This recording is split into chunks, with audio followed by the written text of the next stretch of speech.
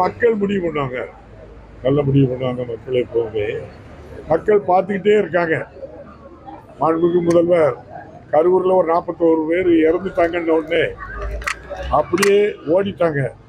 நம்முடைய மாண்புமிகு முதல்வர் அவங்களுக்கு போய் பாதிக்கப்பட்டவங்களுக்கும் நூற்றுக்கணக்கான பேருக்கு நல்ல மருத்துவம் கிடைப்பதற்கும் இறந்தவர்களுடைய என்னென்ன தேவை உண்டு அனைத்தையும் செய்து அரசு சார்பாக 10 லட்சம் ரூபாய் நிதியும் ஒதுக்கி பண்ணாங்க.